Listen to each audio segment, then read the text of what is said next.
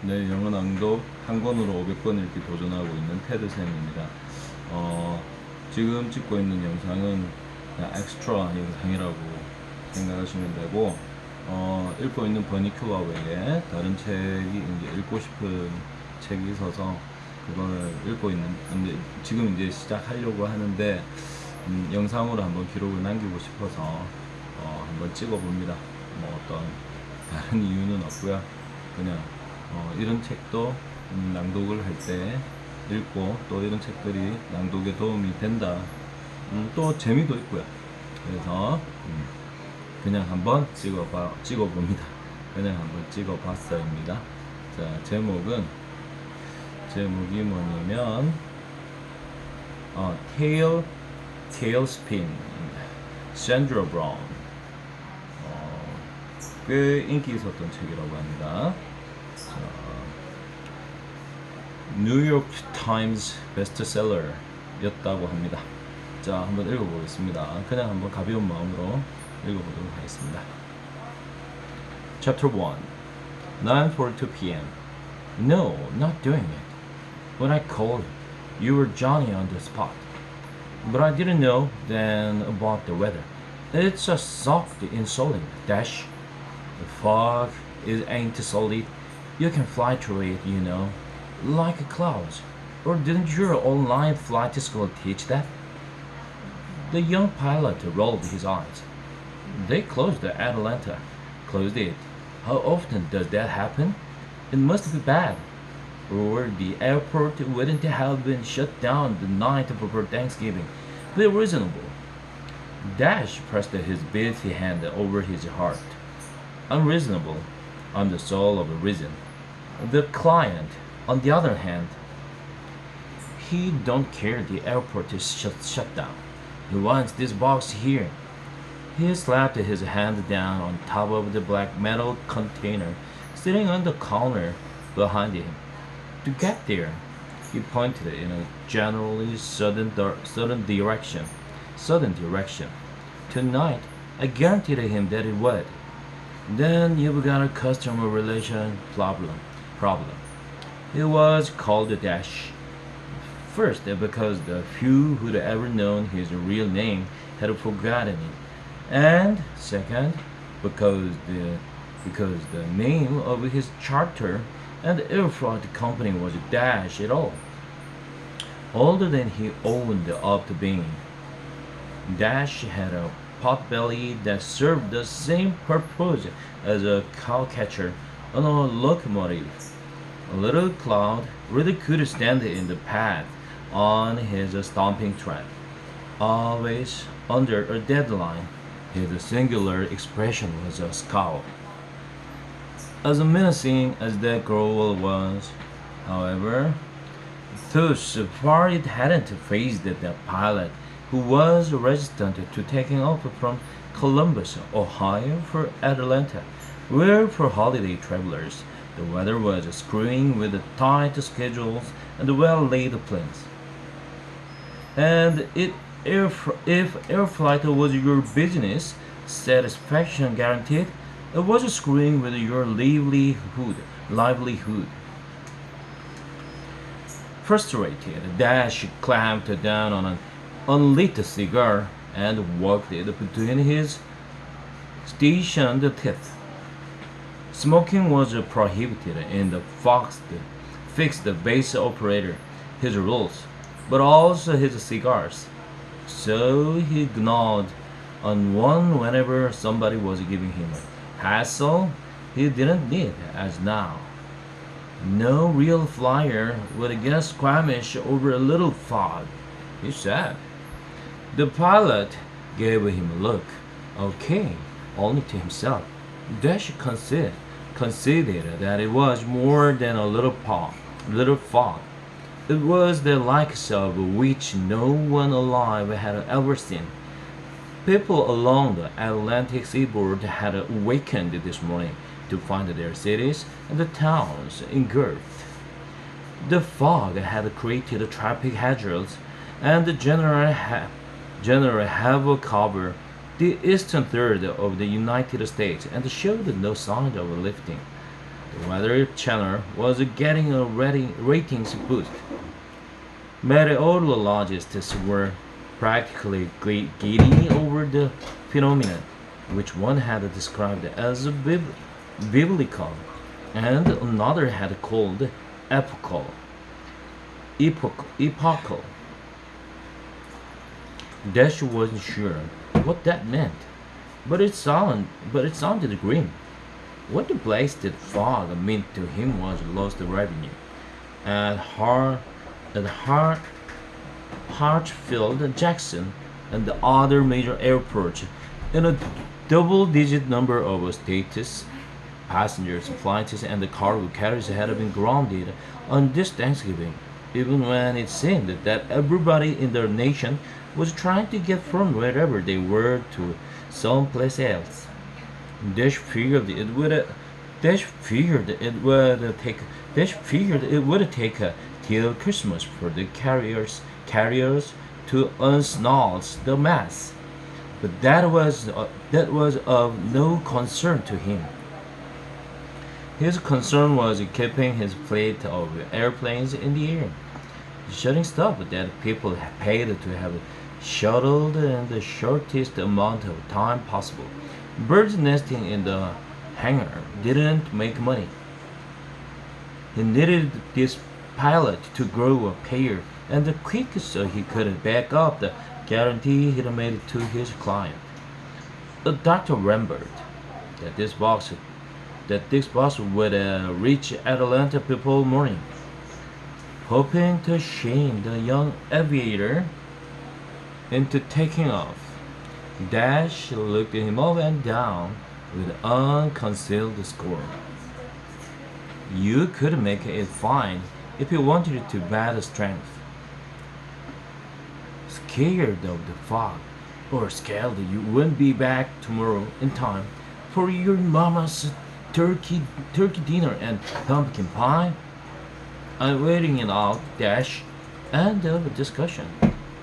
The pilot was on the shy side of 30. Even at this time of night, he was clean-shaven and smartly dressed in black slacks and white shirt.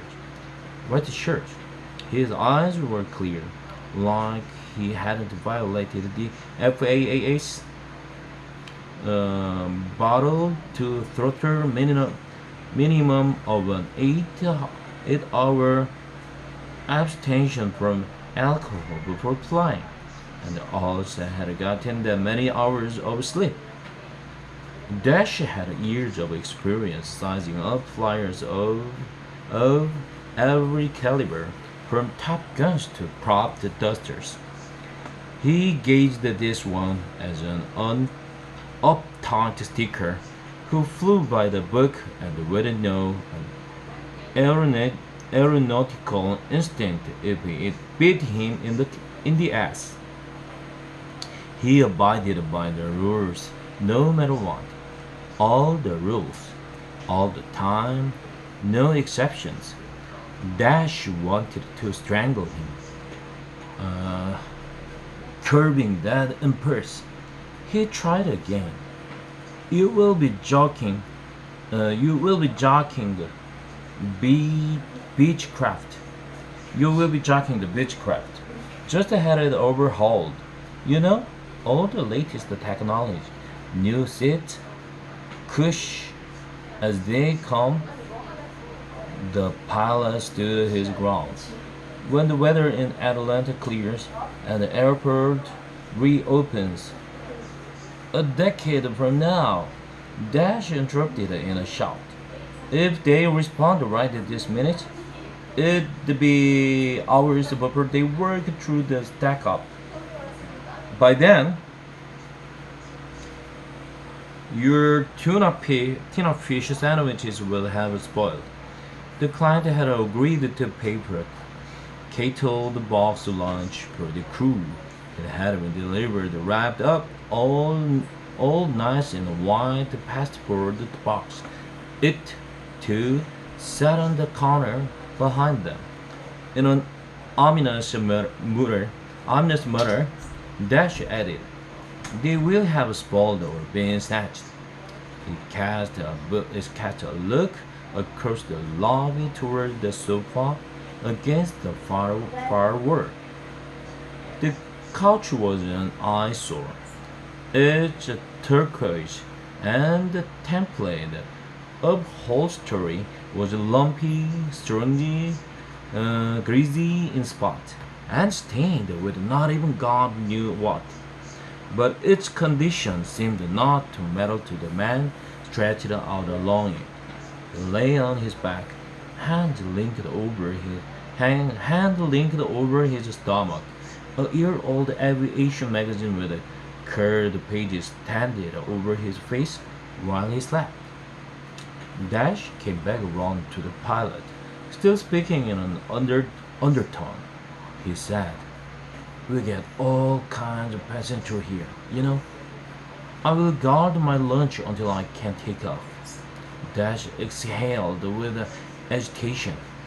"It's not like your cargo is a rodeo bull."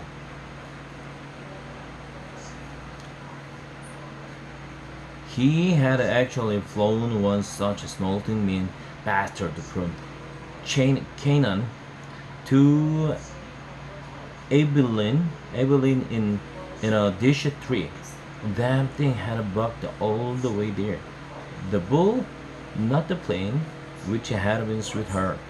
That was 1984, 85, if he was remembering right. Back when he was young and wild and thin, well, thinner.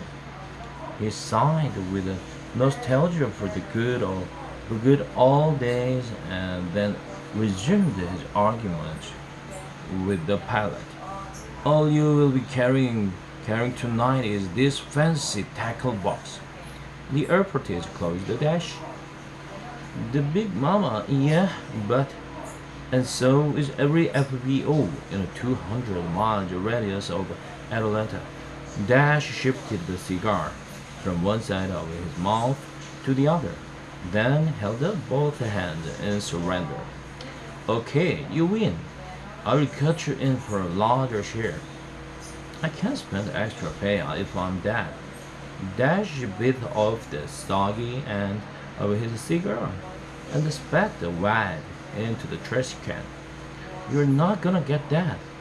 "Right, because I'm not flying until the fog dissipates and the airport reopens. The plane is fueled and ready to roll when we get the thumbs up, okay? Can we drop it?" He pulled himself up taller. "Now, the crucial question. Is the popcorn machine still busted?" With that, the pilot turned and followed the odd odor of scorched corn kernels toward the hallway that led to the pilot's lounge. Dash's cell phone rang. "Hold on, maybe this will be your thumbs up." The pilot stopped and turned. Dash answered his phone. "Yeah?" When the caller identified himself, Dash held up an index finger, indicating that it was the call he had hoped for. It was his counterpart who'd brokered the charter at a private fixed-base operator attached to Hartsfield, Jackson. Yeah, he's ready. Good to go. Chomping at the bit," he added, skewering the pilot with his glare. "Huh? Beaver to wear?" His frown deepened as he listened for another half a minute. "No, I don't think that will be a problem." Even as he said that, he knew better. "No PCL system? You are sure somebody will be there to turn on the light?" The pilot flinched. A pilot-controlled lightning system would have enabled him to turn on the runway lights from his cockpit. "Okay," Dash said. "Email me the particulars." "Got it." He clicked off and said to the pilot, We're in luck. There's an FBO outside a small town in northern Georgia. The client will meet you there. He's living in Atlanta now by car. It's a 2.5 hour drive, but he's willing. Northern Georgia, in the mountains. Dash made a dismissive gesture. Not big ones, foothills. Is it controlled? No, but the landing strip is plenty long enough for this aircraft. If you sat down at the very end of it, and the crosswinds aren't too strong. Reading his pilot's dubious expression, he snapped his fingers. Better idea. I wait for Atlanta to reopen. You take the 100. You take the 182. The pilot sputtered a laugh. That bucket? I don't think so. Dash glowered. The bird was flying long before your daddy was born, which was the wrong thing to boost because the pilot chuckled again. My point exactly. Okay, so it's not as young and spiffy as the beechcraft, and it's seen somewhere. And it's here, but it's reliable, and it's here, and you're going. I will gas her up while you file your flight plan. Name of the place is. Hold on, Dash. I signed on for the Beechcraft, flying into a controlled airport, not chasing it in uncontrolled airspace over mountainous terrain in pea soup, and landing on a short strip where there's likely to be strong crosswinds, and hoping that somebody will be there to turn on the runway lights. He shook his head. Forget it. I'll pay you triple. Not worth it. I'd have to be crazy. Up to you to head off the client and make him understand that nobody can deliver tonight whatever is in that box. He will get it when the weather improves. I will continue to monitor it and get on my way as soon as I can. You pass on this. Your history with my outfit. Not so. You need a pilot. Too bad. He picked up the boxes of lunch and took it with him as he crossed the lobby and headed down the hallway. Dash swore under his breath. He'd issued an empty threat, and the smug son of a bitch knew it. And he needed a pilot rated for several categories, classes, and types of aircraft who could climb into a cockpit and fly at a moment's notice. This one was an asshole, but he was a bit bachelor and therefore more available than the men with families. He was here to chalk up hours that he could eventually paddle to a commercial passenger career.